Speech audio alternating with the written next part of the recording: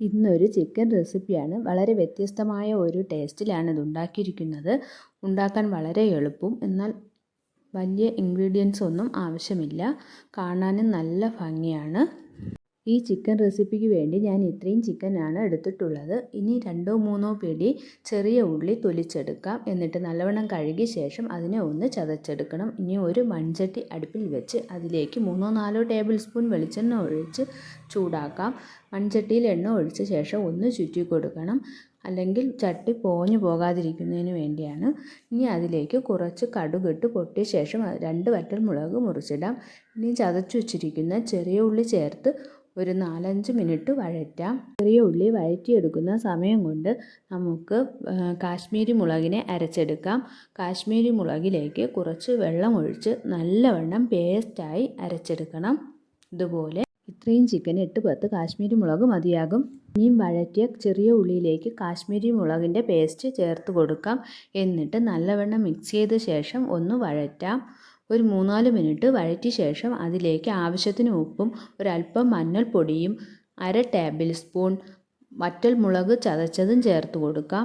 എന്നിട്ട് വീണ്ടും ഒരു 3-4 മിനിറ്റ് നല്ലവണ്ണം വഴറ്റുക. ഇനി ഇതിൻ്റെ പച്ചമണം മാറിയ ശേഷം ഇതിലേക്ക് കഴുകി വെച്ചിരിക്കുന്ന ചിക്കൻ പീസ് ചേർത്ത് മിക്സ് ചെയ്യാം. നല്ലവണ്ണം ഇളക്കി യോജിപ്പിക്കണം. വേണമെങ്കിൽ കുറച്ചും കൂടി ഉപ്പ് ചേർത്ത് കൊടുക്കാവുന്നതാണ്. ഇനി 1/4 ഗ്ലാസ് വെള്ളവും കൂടി ചേർത്ത് മിക്സ് ചെയ്ത ശേഷം അടച്ചു വെച്ച് വേവിക്കാം. ആദ്യം ഹൈ ഫ്ലെയിമിൽ വയ്ക്കാം. നമ്മുടെ ചിക്കൻ കറി തിളച്ച ശേഷം ഫ്ലെയിം ഒന്ന് കുറച്ച് ലോ ഫ്ലെയിമിലാക്കിയിട്ട് അടച്ചു വെച്ച് തന്നെ വേവിക്കണം. വീഡിയോയിൽ എത്രത്തോളം മനസ്സിലാക്കാൻ പറ്റുമെന്ന് അറിയില്ല, എന്നാലും കാണാൻ നല്ല നിറമാണ്. നല്ല ചുവപ്പ് നിറം, കുങ്കുമത്തിൻ്റെയോ സിന്ദൂരത്തിൻ്റെയോ പോലുള്ള നിറം. അതുകൊണ്ട് ഇതിനെ സിന്ദൂര ചിക്കനെന്നോ കുങ്കുമ ചിക്കനെന്നോ പേരിട്ട് വിളിക്കാം. എരിവില്ലാത്ത മുളകാണ് കാശ്മീരി മുളക്, എന്നാൽ നല്ല നിറം കിട്ടും. അതുകൊണ്ട് തന്നെ എരിവ് സാധാരണ കുറവായിരിക്കും. എന്നാൽ നല്ല എരിവാണ് ഉള്ളതെങ്കിൽ നിങ്ങൾ നോക്കിയിട്ട് വേണം ക്രഷ്ഡ് ചില്ലി ഇട്ട് കൊടുക്കാൻ. ഇനി എരിവ് കുറവാണെങ്കിൽ കുറച്ച് ചില്ലി പൗഡർ ഇട്ട് കൊടുക്കുക. ചിക്കൻ വേവിക്കാൻ വയ്ക്കുമ്പോൾ അടിയിൽ പിടിക്കാതിരിക്കാൻ ഇടയ്ക്കിടയ്ക്ക് ഇളക്കി കൊടുക്കണം.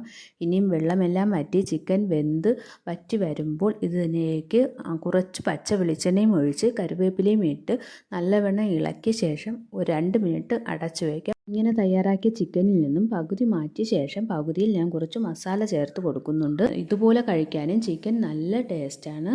ഇനി ബാക്കിയുള്ള ചിക്കനിലേക്ക് കുറച്ച് മസാലപ്പൊടിയും കുറച്ച് മല്ലിയില പൊടിയായി അരിഞ്ഞതും ചേർത്ത് നല്ലവണ്ണം ഇളക്കിയ ശേഷം 2 മിനിറ്റ് ചെറുതീയിൽ അടച്ചു വെച്ച് വേവിക്കാം. അതിന് ശേഷം നമുക്ക് ഇളക്കി എടുക്കാം.